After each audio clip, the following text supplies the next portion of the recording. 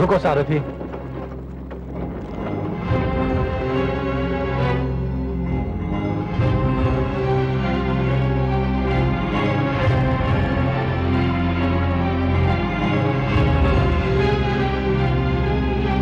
पुत्र विरोचन, पुत्र विरोचन, पुत्र विरोचन, पुत्र विरोचन।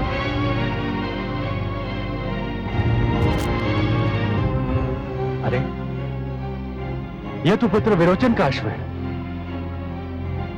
इसका अर्थ यह हुआ कि विरोचन किसी संकट में है।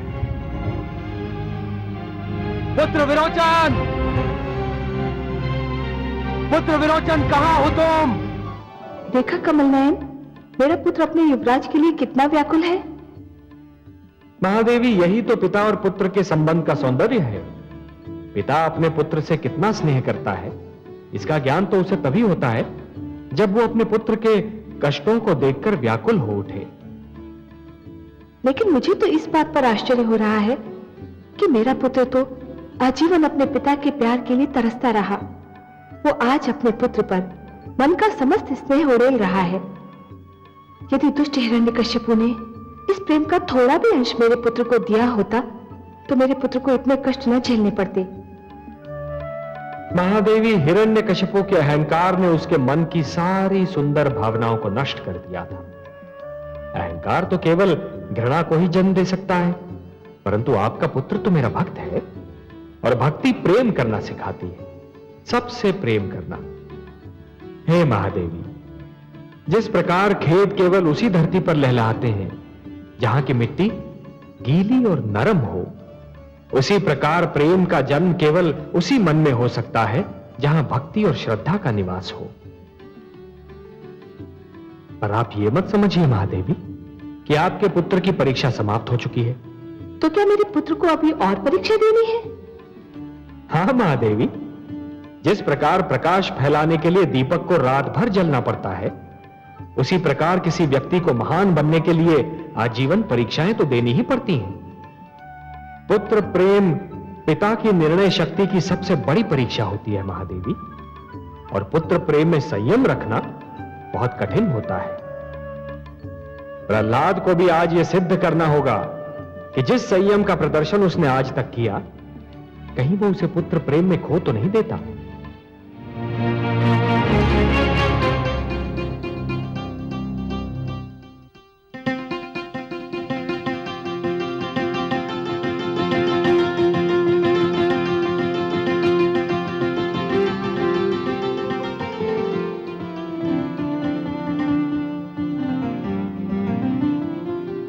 हे आदित्य देव, हे विष्णु रूप, जिस प्रकार आपकी किरणें मुझे छू रही हैं, यदि मेरे पुत्र तक भी पहुंच रही हैं, तो कृपा करके उसे मेरा यह संदेश दें कि मैं उसके लिए बहुत व्याकुल और चिंतित हूं, बहुत व्याकुल और चिंतित हूं।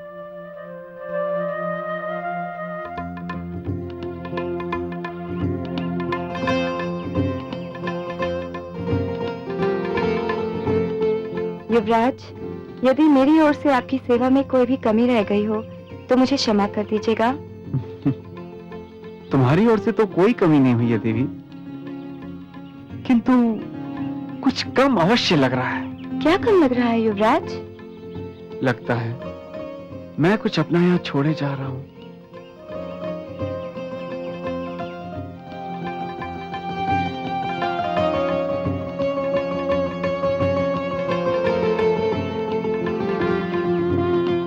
आपको तो कोई कष्ट नहीं हुआ ऋषिपुत्र? कष्ट? कैसी बात करती हैं देवी? यहाँ पर जो सुख का अनुभव मुझे हुआ है, उसकी तो मैंने कभी कल्पना भी नहीं की थी। यहाँ जिस सुख, शांति और आनंद का अनुभव मुझे हुआ है, इससे पहले जीवन में कभी नहीं हुआ था। इस कुटिया में बिताए हुए पल जीवन भर मेरे साथ रहेंगे।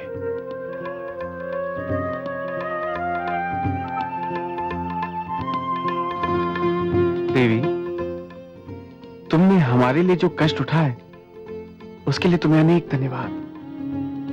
देवी, तुमने मेरी जो सेवा की उसके लिए मैं सदैव आभारी रहूंगा।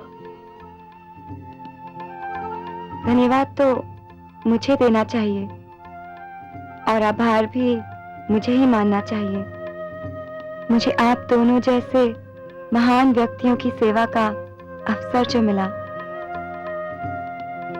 आइए मैं आप दोनों को अपने मार्ग दिखा दूं।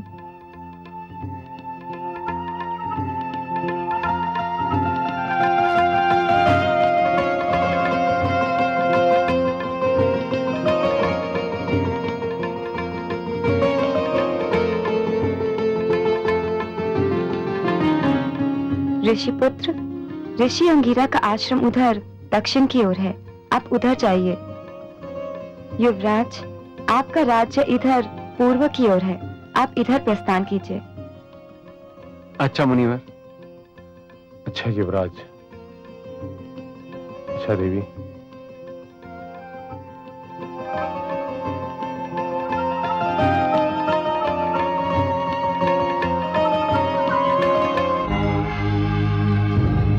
पुत्र विरोचन!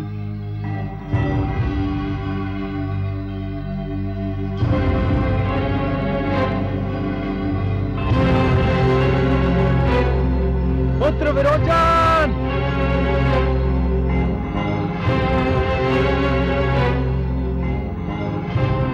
कहाँ हो तुम पुत्र?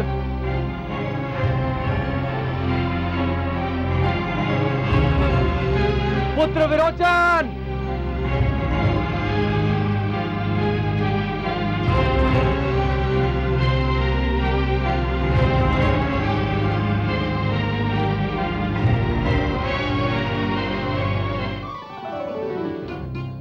पुत्र विरोचन? विरोचन! पिताश्री? पुत्र विरोचन! पिताश्री! पिताश्री! पिताश्री, आप यहाँ कब आए? मैं तो कल संध्या से ही तुम्हें यहाँ ढूंढ रहा था। मैं तुम्हारे लिए बहुत व्याकुल था पुत्र।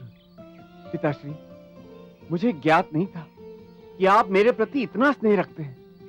आपका ये पुत्र प्रेम देखकर मुझे गर्व हो रहा है।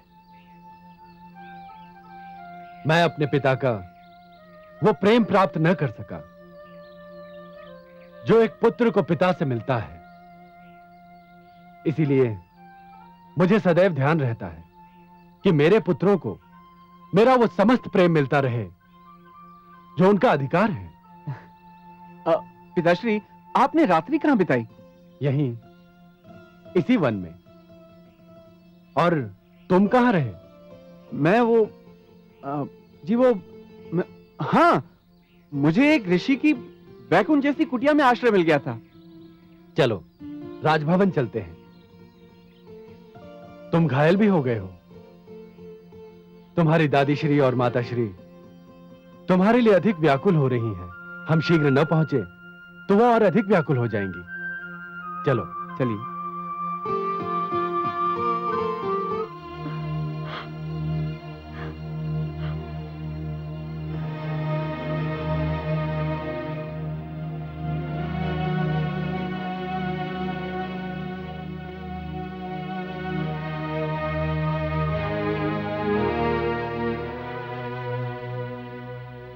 गुरु शुक्राचार्य ने जब पौत्र विरोचन को आखिट पर जाने का आदेश दिया था, तभी मेरा मन दुविधा में पड़ गया था।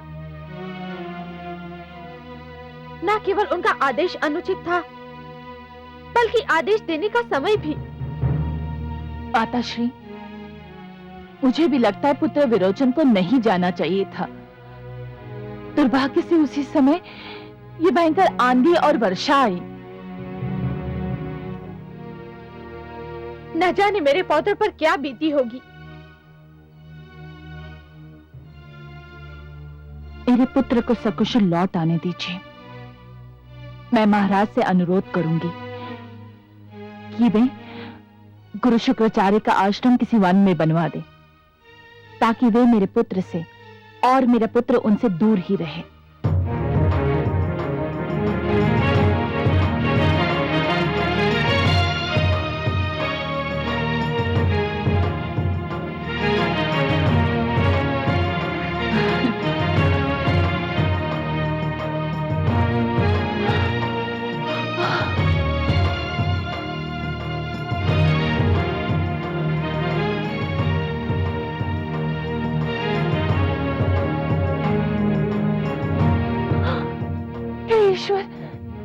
हो गया मेरे पुत्र को?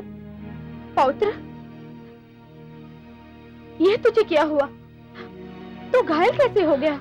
न जाने कितना रक्त बह गया होगा। अब तो देखो पीला पड़ गया है। साधारण चोटें हैं माते, 2-4 दिन में ठीक हो जाएंगी। चुप रहे पौत्र, इतने गहरे घाव है और तू इसे साधारण चोटें कह रहा है? पौत्र, इसे शीघ्र ही वैद्यराज को दिखाओ। घाव में धूल मिट्टी लग गई होगी तो संकट खड़ा हो जाएगा। जा रहा हूं दादी श्री, जा रहा हूं, वहीं जा रहा हूं, उसी के पास जा रहा हूं जिसके पास इन घावों का उपचार है।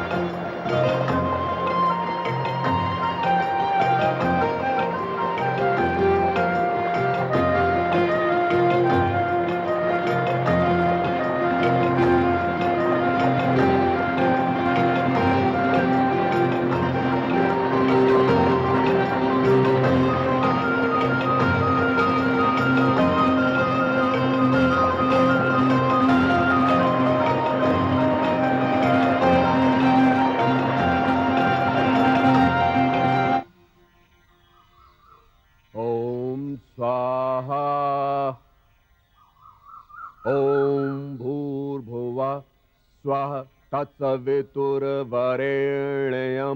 भर्गो देवस्य धीमहि धियो यो नः प्रचोदयात्। स्वाहा। अग्नि को संविदा दो पुत्र, पुत्र संविदा दो अग्नि को। पिताश्री, मैं क्षमा चाहता हूं, मैं किसी की सोच में डूबा हुआ था। किस सोच में डूबे थे पुत्र? पता नहीं पिताश्री, मैंने जाने क्या सोच रहा था। तुम सोच भी रहे थे और यह भी नहीं जानते कि क्या सोच रहे थे? फिर तो समस्या अत्यंत ही गंभीर है पुत्र, क्योंकि आयु के जिस मोड़ पर तुम हो उस मोड़ को वर्षों पूर्व मैं पार कर चुका हूं और ये भली भांति जानता हूं कि इस मोड़ का पथिक क्या सोचता है। फिर भी कुछ बताओ तो पुत्र। ऐसी कोई बात नहीं है पिताश्री। यदि कोई ऐसी बात है पुत्र जो बताई नहीं जा सकती, तो मेरा परामर्श है कि उसके विषय में सोचना ही छोड़ दो, क्योंकि फिर वो पाप के अतिरिक्त और कुछ नहीं हो सकती। और यदि वो पाप नहीं है तो मेरी ये बात भी मानो पुत्र कि पुत्र के विचारों का भागीदार पिता से बढ़कर और कोई नहीं हो सकता। क्या बात है पुत्र?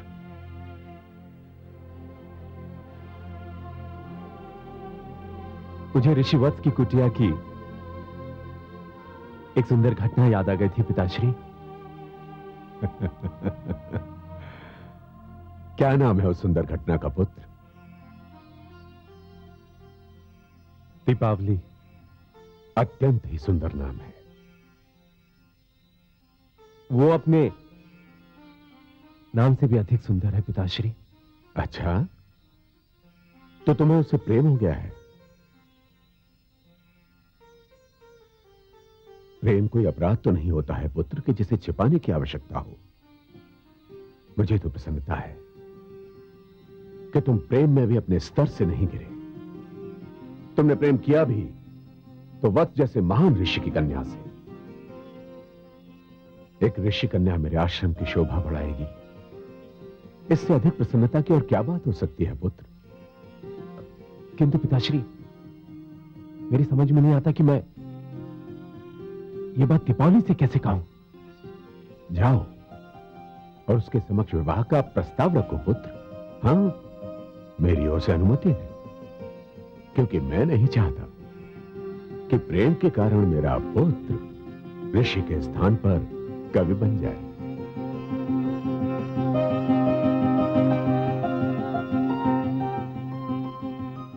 कवि तो मैं बन गया हूं पिताश्री।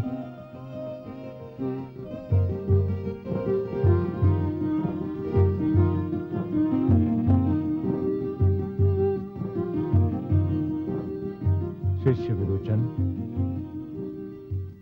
शिष्य विरोचन, विरोचन। जी गुरुदेव। ये मैंने तीसरी बार पुकारा है तुम्हें। मैं क्षमा चाहता हूं गुरुदेव। मैं देख रहा हूं कि कुछ दिनों से तुम अपने आप में नहीं हो, कहीं खोए रहते हो। शिक्षा में भी तुम्हारी रुचि कम हो गई है। बात क्या है?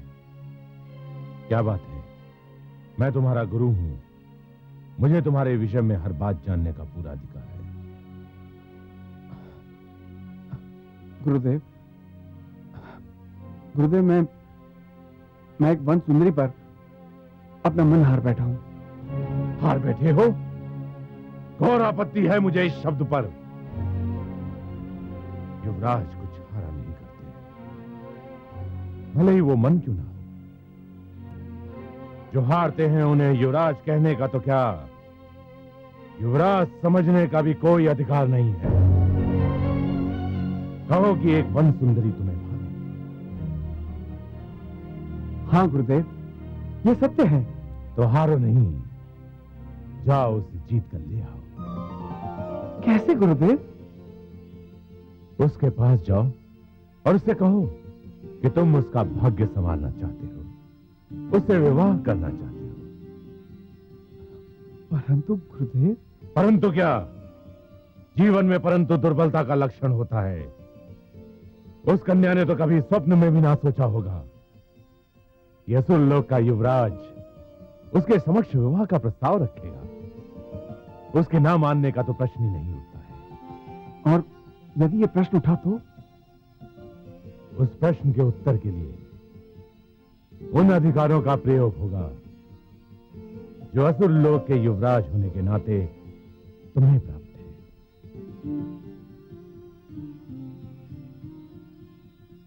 प्रेम में शक्ति का प्रयोग करना उचित नहीं गुरुदेव। ऐसी बातें कवियों को शोभा देती हैं, राजकुमारों को नहीं। राजकुमारों को शक्तियां इसलिए नहीं मिलती हैं कि एक साधारण सी कन्या उनके प्रस्ताव को अस्वीकार कर दे और वे सिर झुकाए चुपचाप खड़े रहे।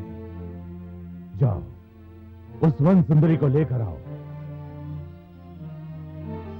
जो आज्ञा गुरुदेव।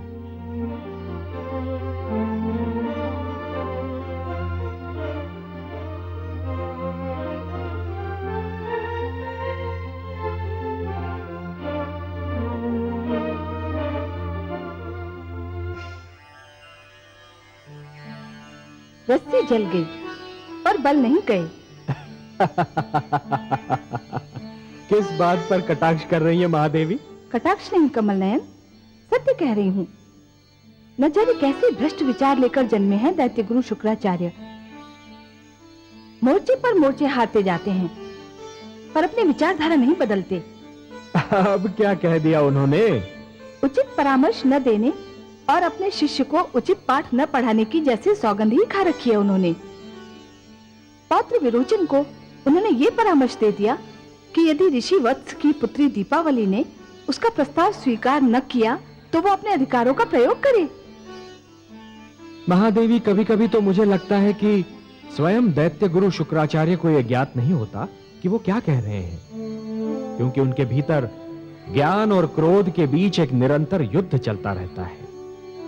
जब ज्ञान का पलड़ा भारी होता है तो उनके मुख से कविताओं के पुष्प झड़ते हैं, परंतु जब क्रोध का पलड़ा भारी होता है तो उसी मुख से अंगारे उगलने लगते हैं। पर उनका परामर्श तो उनके शिष्य को, मेरे पौत्र को तो भ्रष्ट कर सकता है।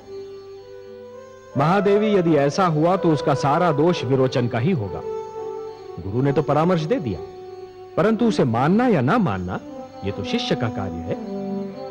आपको तो ज्ञात है कि प्रहलाद के गुरुजन शंड और अमर्क ने भी उसे परामर्श दिया था कि वो हिरण्यकशिपु को ही ईश्वर माने। तब क्या हुआ? और प्रहलाद की बात और थी। वो मेरा पुत्र है, आपका भक्त है। महादेवी, हर व्यक्ति को अपने जीवन की परीक्षा स्वयं ही देनी होती है। विरोचन को भी देनी होगी। यदि विरोचन के मस्तिष्क में शुक्राचार्य के विचार हैं, तो उसकी रगों में भक्त प्रहलाद का रक्त भी तो है। यह निर्णय तो स्वयं विरोचन को ही करना होगा कि विचारों का प्रयोग कब करना चाहिए और कहां रक्त को अपना रंग दिखाना चाहिए। जानती हूँ कमल नयन, पर पौत्र विरोचन तो अभी युवा है और उसे जीवन का बहुत अनुभव भी नहीं है, और वो एक युवती से प्रेम करता है। ऐसे समय में तो उसे संयम और धैर्य का सुझाव देना चाहिए था।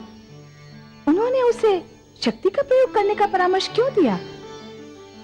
महादेवी, दैत्य गुरु शुक्राचार्य की भाषा में शक्ति और बल का विशेष स्थान है, परंतु परीक्षा तो विरोचन की है। उसे तो यह ज्ञात है कि दैत्य गुरु शुक्राचार्य क्या हैं, कौन हैं, क्या करते रहे हैं, और यदि ये सब कुछ जानते हुए भी विरोचन ने उनके परामर्श को अपनी बुद्धि की कसौटी पर नहीं कसा, तब तो फिर उसका परिणाम वही होगा महादेवी, जैसे उस व्यक्ति के साथ होता है जो ये जानता तो अवश्य है कि अग्नि की ज्वाला जला देती है, परंतु फिर भी उसे छूने का प्रयास करता है। प्रेम भी तो एक ज्वाला है, और इस समय सुधन्वा और विरोचन दोनों ही उसे छूने का प्रयास कर रहे हैं।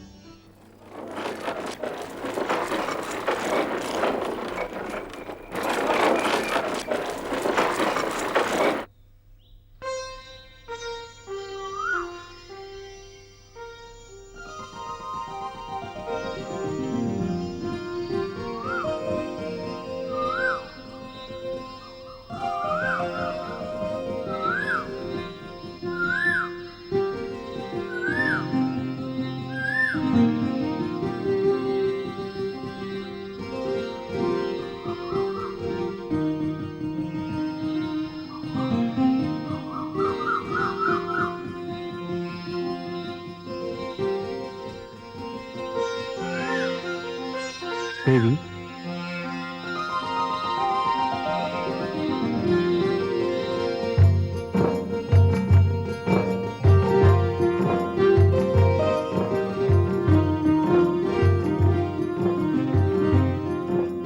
प्रणाम युवराज।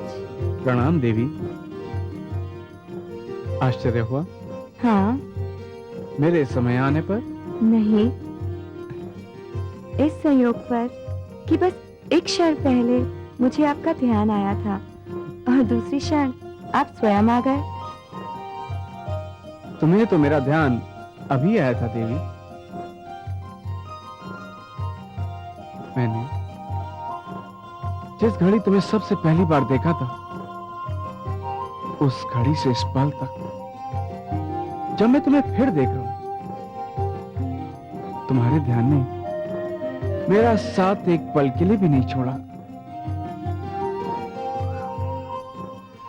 पधारिए युवराज, आपका स्वागत है। कैसे कष्ट किया? मैं तुमसे एक प्रश्न पूछना चाहता हूं दीपावली।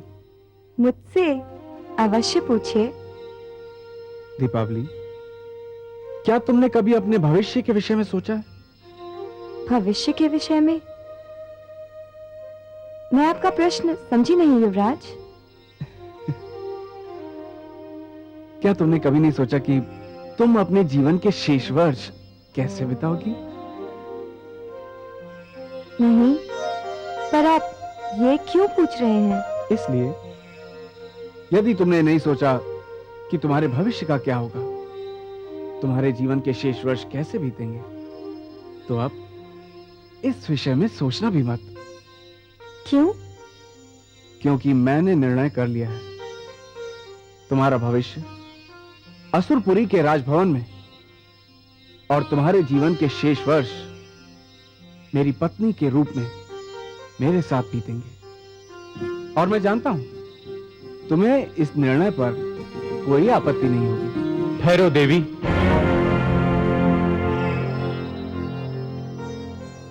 इससे पहले कि तुम युवराज विरोचन को कोई उत्तर दो, मैं ये कहना चाहता हूं कि तुम्हारे नेत्रों ने जो मेरे मन को संदेश दिया था, मैं उसका उत्तर लाया हूं।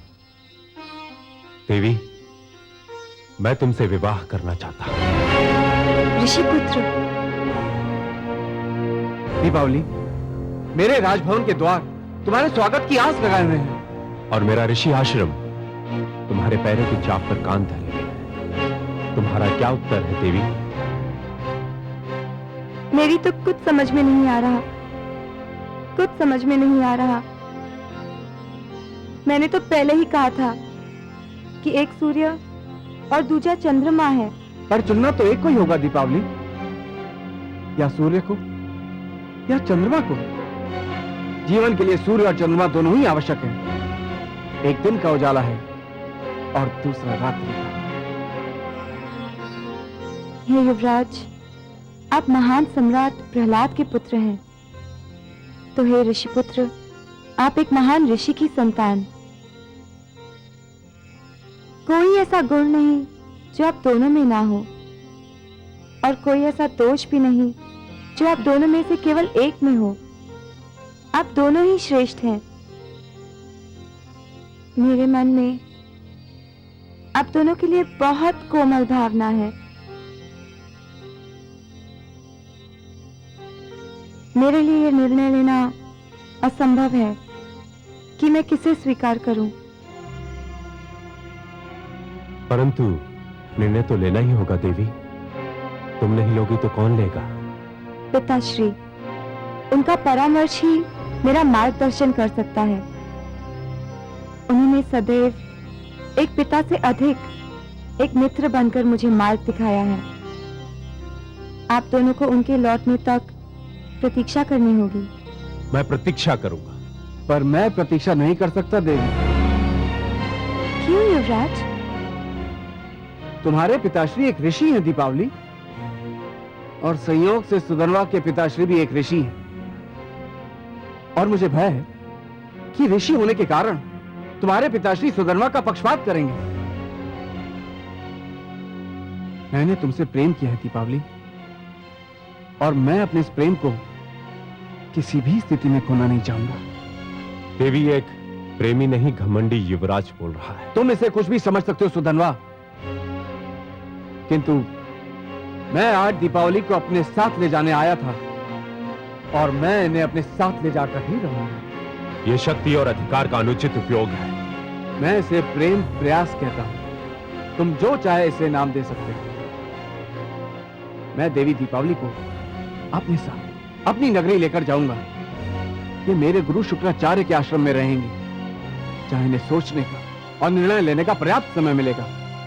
तुम अपने कार्य की कितने भी सुंदर शब्दों में व्याख्या कर लो, किंतु ये बलपूर्वक अपहरण के अतिरिक्त और कुछ भी नहीं। नारी अपहरण सबसे बड़ा पाप है। दीपावली, तुम्हें मेरे साथ चलना होगा। तुम चाहो तो मैं तुम्हारी रक्षा कर सकता हूं। नहीं ऋषिपुत्र, मैं अपने कारण दो महान व्यक्तियों के बीच हिंसा नहीं होने दूंगी।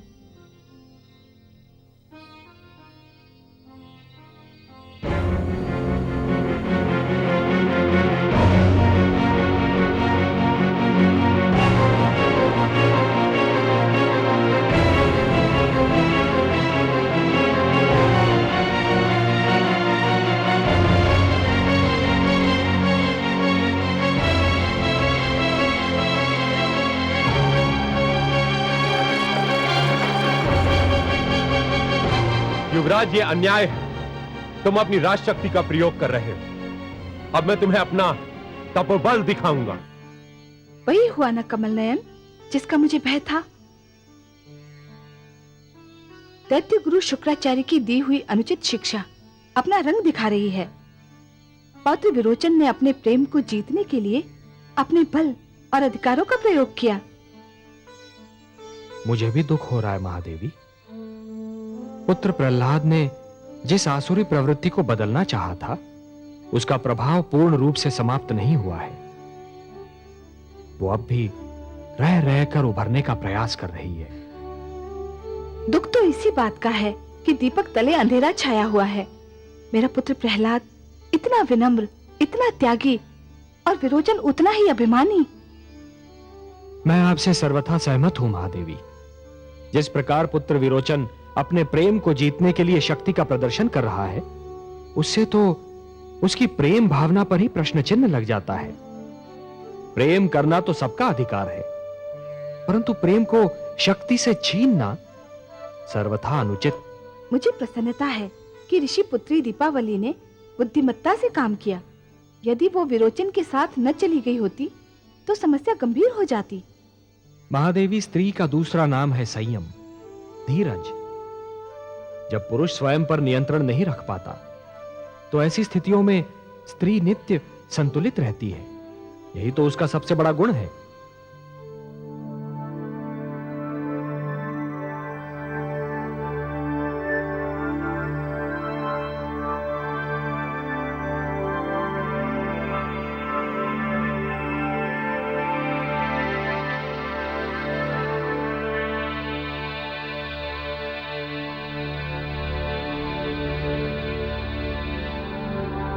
गुरुदेव,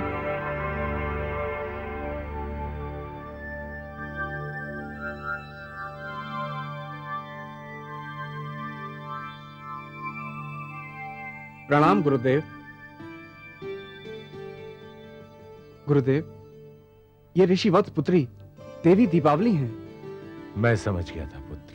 प्रणाम दैत्य गुरु। मुझे हर्ष है शिष्य कि सौंदर्य को परखने में तुमने कोई ठोकर नहीं खाई। इसे देखने के उपरांत तो मैं तुम्हें इसके लिए भी क्षमा कर सकता हूं कि तुम इस पर मन हार बैठे थे। परंतु मुझे और भी अधिक प्रसन्नता है कि तुम इसे जीत लाए।